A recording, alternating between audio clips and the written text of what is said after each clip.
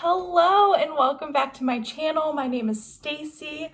I am also known as Stress Knits Yarn on Instagram, the dyer behind Stress Knits Yarn, and this is my YouTube channel about YouTube. What else is YouTube? This is my YouTube channel all about knitting, making, some crochet, yarn dyeing, some gardening, whatever I'm really into at the moment. It's my pug, Esther, and we are coming to you from Detroit, Michigan, where I live with my husband, Doug, our daughter, Eliza, and our pug, Esther. This is my bub. Doug and Eliza are going to get lunch right now, so I have the house to myself. So we're gonna try to shoot this episode, right, pup? So Esther's gonna be in here. You might see her come and go as she pleases, and if you hear any pug noises, it's her. So let's see, today is August 28th, I believe. I think it's the 28th, and wow, it's the end of August. So I don't have as much as I thought I would have to show you, because work really picked up. For those of you who don't know, I work at a school in my hometown school district. I work with old teachers, which is really fun. And one of the main parts of my job is record keeping and auditing transcripts and scheduling kids and all of that. So it has been crazy. It is the last week before school starts, and yeah, everything's just a little nuts. So when I come home from work, I'm kind of just mentally not there, and I haven't been picking up my knitting. I've just been going to bed once Eliza's down. So that's what's been going on. So I don't have a lot to show you, and also I decided to volunteer for 2 test knits. That's right, 2 test knits, and they're going well. One hasn't started yet, and I'm already making way on one, and I'll kind of show you, but not fully. So first, let's get into what I have been working on for the month of August, which is almost done. What is it? Tuesday's the first day of September? Insane. So first thing I've been working on is a project that I've been obsessed with, and I had to put a little pause in it because 1, I haven't been knitting, and 2, I ran out of yarn. So I had to dye up some of my Surrey base in Eloise, which is the pink, the fuzzy. I don't know if you can tell it's fuzzy. And also I ran out of Spincycle. So when I decided to cast this sweater on, it was very much on a whim. And I had 2 skeins of my Surrey alpaca, which I call Cloud, because it feels like you would think a cloud is like. So this is it, and I had to dye up some new skeins, so I dyed up 2 more. And it wasn't a perfect match, but I don't think you can tell. Like, the last stripe is a little different, but I think I switched here. I don't know, which is good. I can't tell. And then I ran out of Spincycle, which I also had 2 skeins of, and I am knitting the size 5, I believe, like a 48-inch bust, somewhere in there, because I like 6-ish inches of positive ease in yoked sweaters. So that's what I'm going for.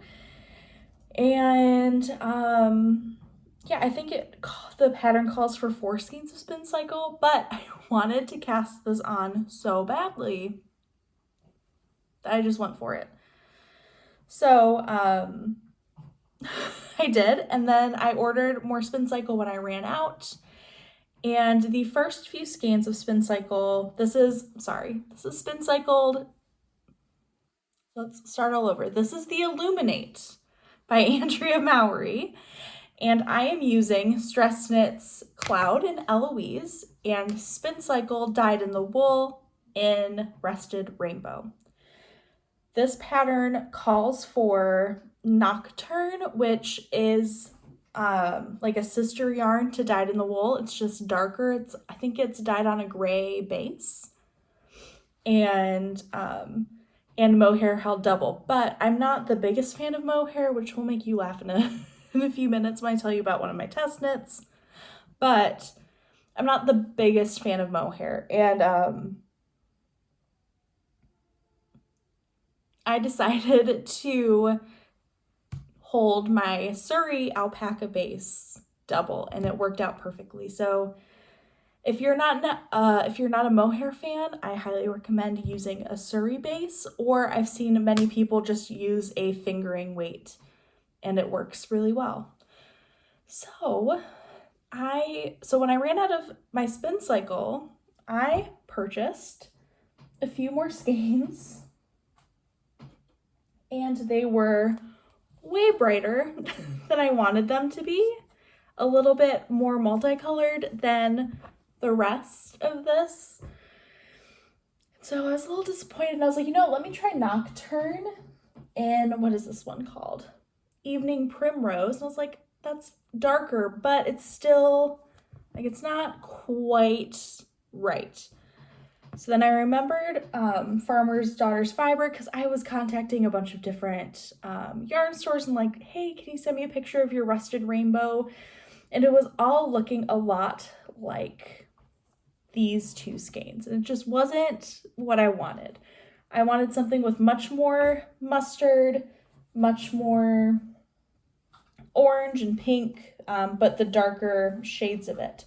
So Farmer's Daughter's Fiber has it, and she updates her product pictures with each dye lot, and hers looked exactly like what I wanted my dye lot to look like, because Spincycle varies so much. It's such a cool process.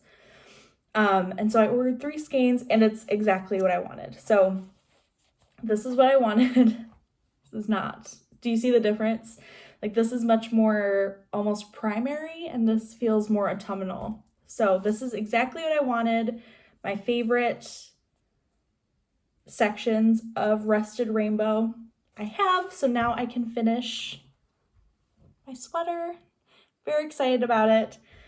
I'm hoping to have this finished for you the next time I record at the end of September. I think this is something I'm gonna wear all of the time over dresses at work. So very pumped. I only made one modification besides using Surrey, and that is I did a fold over neckline. I've gotten a lot of questions about that. So I do it to pull in the neckline. I actually don't think it's necessary on this sweater. Try it on, and it's a little closer to my neck than I actually wanted it to be, but I still like it, so I'm not regretting it at all. Also, sorry, it's super hot in this room, and I didn't realize that until I started recording. So if I keep getting shinier, it's because I'm sweating, but I'm not taking my shirt off because I'm comfortable. Do you ever feel like that? Anyway, but yes, the fold over neckline. People have asked for tutorials. I am not a tutorial maker. You don't want my tutorials. They would not be good. So I recommend looking up a folded neckline tutorial on YouTube, just typing that right into the search bar, and you will find something. There are many. But also all you have to do, the way that I do it, is I cast on the number of stitches it calls for in the pattern. I knit. So like, let's say this said to have 1.5 inches neckline, 1.5 inches ribbing for your neckline. I will knit 3 inches, I will fold it over, and then I will knit my live stitches with the cast on edge to close it up. That's all. It's actually really simple. But if you need a tutorial, just search it on YouTube. So that is my Illuminate by Andrea Mowry really loving it. Hopefully it will be done in September. The other thing I've been working on that you've seen before is my third half and half triangles wrap. I'm finally on, of course I'm in the middle of a row. Of course I am. I am finally on my second skein of my first color. So we're getting there. We're getting there. My color combination for this is the Half and Half Triangles Wrap by Purl Soho. I am knitting this along with Jax Knits, an amazing podcast on YouTube. Caitlin and Jackie are two of my favorites. And they brought this into my life around this time last year. I think I cast my first one on in October of last year. It's actually this little folded up thing right here. And I also knit one for my mom, and she's the only person I will ever gift that to because this is a beast of a project. So this is my third, and I am doing something completely out of my comfort zone. I am not a neon girl at all, but I saw this combination when I think Jackie was visiting Debbie Korb, and they did their New York knit camp video. And Debbie did one out of Bright Flamingo and Pale Mushroom. And I just love the idea of having this be my main color and then just having just a little pop. And it's also just bringing me a lot of joy to knit with. So very much enjoying it. But I am really looking forward to my fourth. So the plan with this one is to finish the first triangle by the autumnal equinox because I started the shawl on the summer solstice.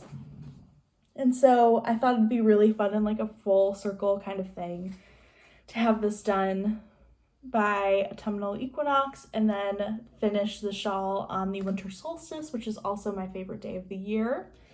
And then I will be casting on my fourth shawl, third for myself, and it is going to be out of rosewood pink and honey pink, and this is all linen quill from Purl Soho. It's an amazing yarn. I'm also planning on knitting the daily sweater, which is also on their website, and I'm in love with this yarn. It is so beautiful. It is 50% fine Highland wool, 35% alpaca, and 15% linen. So Purl Soho linen quill, and it's beautiful. So this will be my fourth. I have to sneeze. Excuse me. Okay, so that's everything I've been knitting. Then I saw 2 calls for test knits. So the first one's for Andrea Mowry, and I haven't test knit for Andrea Mowry in a year or two. I used to test knit a lot for her, but I kind of took a break because I failed on the Mackworth test, and I felt really bad about it, and I just didn't want to promise anything, but I've been seeing the sweater in the background of her YouTube videos, I'll knit if I want to. And when she put up the testing call, I was like, that's it, I have to knit it. So it's on the needles. I am using my Dahlia colorway Stress Knits yarn on my favorite base, which is an 80% superwash merino, 20% nylon. And I love it. So working away on it. It is a fingering weight sweater on very tiny needles. I'm using a US 3. So it's going to be a process. But I love this sweater so much that I think it's going to be worth it. And then I saw another call for a test knit. I didn't even know I was following this person. But it's a super cute cardigan with like a tie front, and it is fingering weight held with a mohair. We're supposed to be getting the pattern this weekend. And so I've already swatched for it. here is my swatch. This is not the color that I'm doing. I thought about it for a little bit. So first things first, I swatched with both Surrey and mohair. So the bottom is mohair, top is Surrey, and I used my dried lavender colorway as the color I held the entire time. And then Eloise for the Surrey. And let's see if I have it with me. Cold Brew, which is a color from my last year's Advent on mohair. So I played around with it. I am getting a slightly larger gauge, but I think I'm just going to go with it because I want this to be an oversized cardigan. I think it's going to be really great. So I'm going to go with it. And also my gauge will tighten up on a project, and I know that. So yeah, it's going to be fine.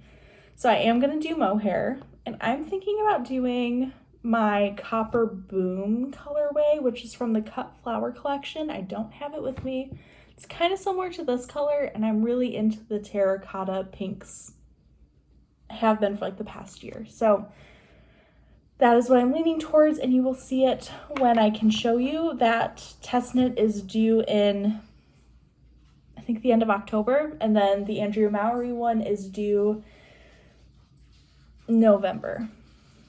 So they're due around the same time, but I'm feeling pretty confident about it. The cardigan is pretty mindless. It's mostly stockinette, and then the textured pullover for Andrea Mowry is going quicker than anticipated. So I'm just going to go for it. I'm going to prioritize knitting on what based on my mood. So I'm really just trying to get through the raglan increases on my first test knit before I cast on the second, get through those raglans, which will be easier to do at work when it starts slowing down, probably in October. So yeah, that is what I'm planning. And also I think the cardigan, just back and forth stockinette, will be perfect for Advent dyeing. So while I'm waiting for stuff to set, that'll be really good. So that is what I am planning on knitting for the month of September, which is just so nuts. I'm really feeling all of the knitting mojo come back. I don't know if anyone else is feeling that way. Yeah, I'm looking forward to knitting all of the sweaters and like replenishing my sweater collection, which is kind of fun, and my hand knit socks.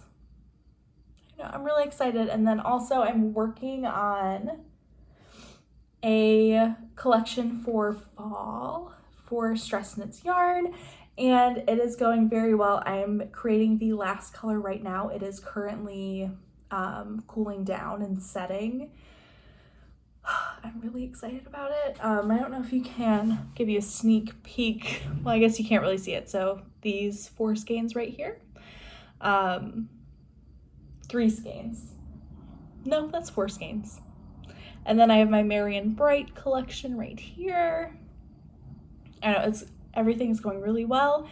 Advent is going really well. So I don't know, I'm starting to get back in my rhythm, which feels really good.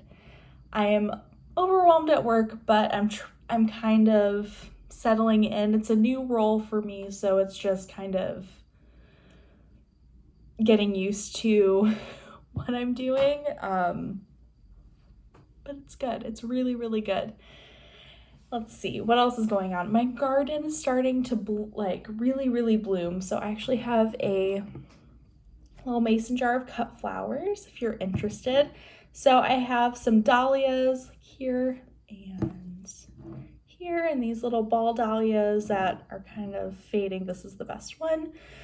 I have an apricot lemonade Cosmo. I have feverfew, which is like my new favorite filler flower. I have all of these zinnia. Oh, you can't even see that. We have zinnias. I love it so much.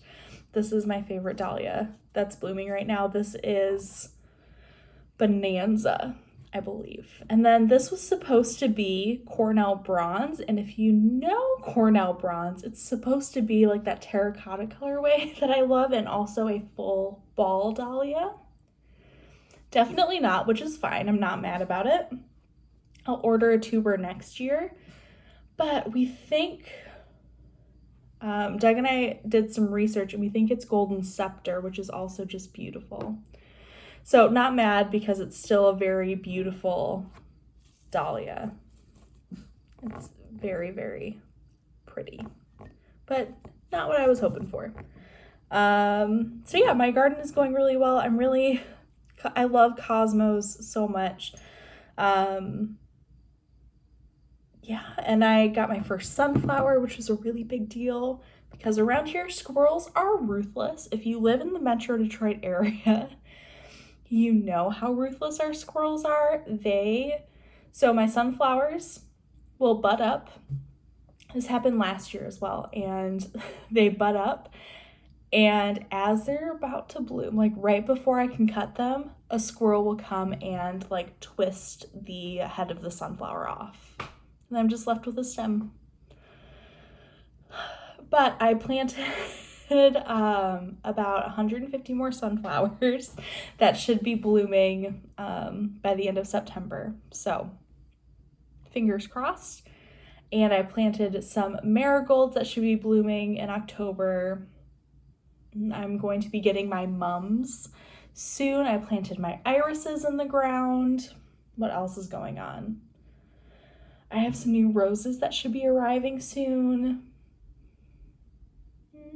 What else? I don't know. It's just my garden's doing really well, but I had a huge Japanese beetle problem this year. I've never had to deal with them. They are pretty common in the Midwest, and they ate like all of my zinnias. So my zinnias aren't doing super well this year. I'm really bummed, because they got my two of my favorite zinnias that I had to get rid of, which are my Cinderella Peach and this is one of those words that I've said in my head, but I've never said out loud. So it's Pumilla,